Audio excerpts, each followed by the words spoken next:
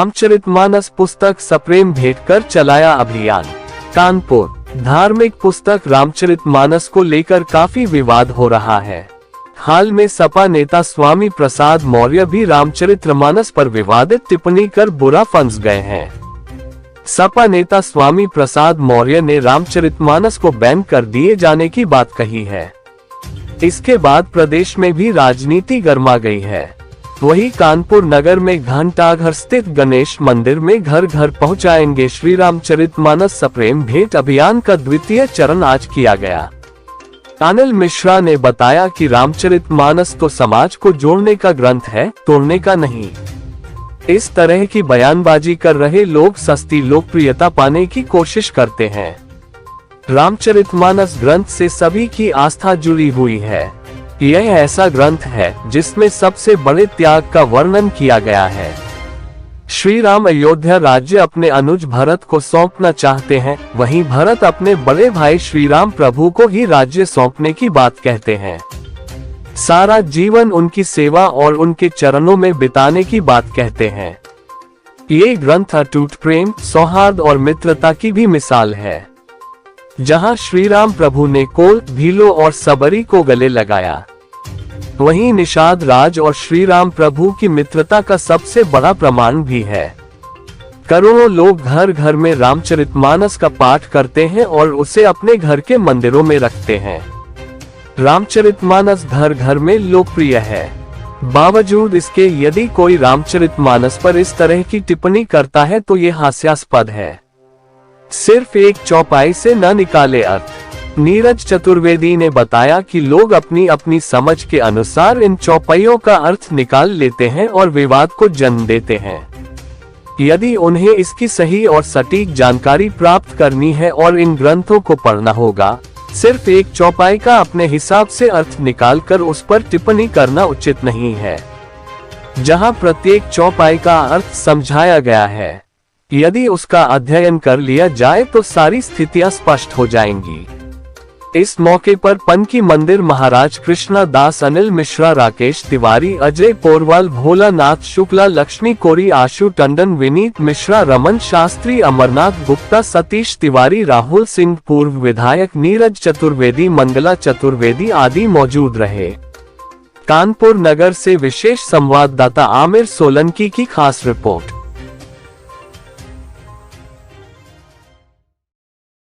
कार्यक्रम है ये रामचरितमानस को हमें घर घर पहुंचाना है। सर, रामचरितमानस पर हम लोग देख रहे हैं कि लगातार विपक्ष के कुछ नेता अनर्गल टिप्पणी कर रहे हैं। हाँ। जिसका विरोध आज कई भी साधु संत समाज तमाम लोग कर रहे हैं। आप क्या मुहिम है, कैसे जागरूक करेंगे लोग? हमें मुहिम है कि एक एक चौपाई को लेकर के रामचरितमानस की व्याख्या नहीं की जा सकती।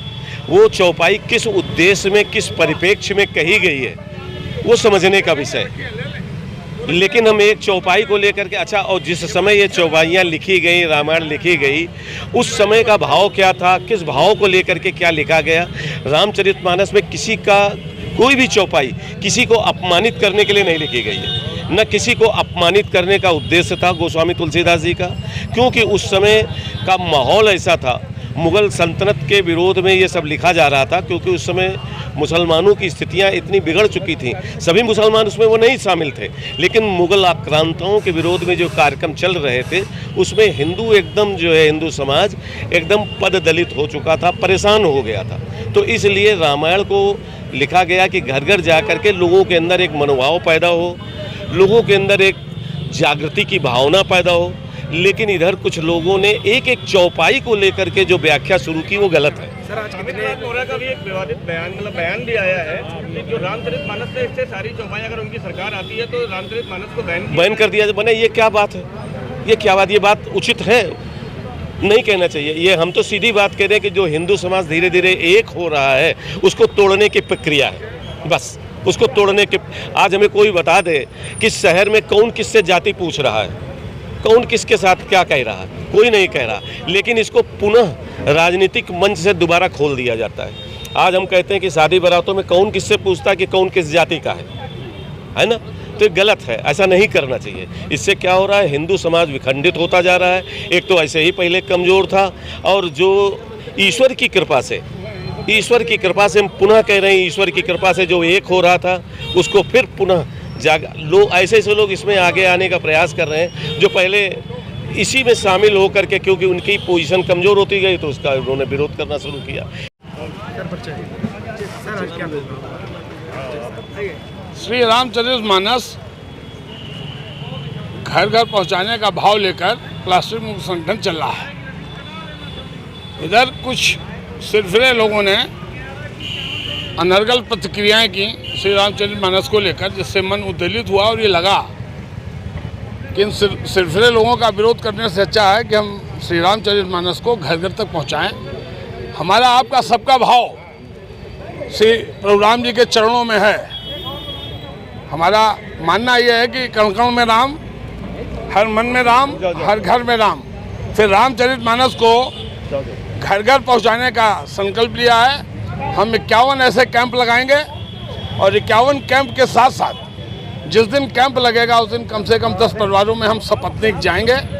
इस भाव के साथ इस कार्यक्रम को, यह दूसरा कार्यक्रम है, शीघ्र ही और भी कार्यक्रम होंगे।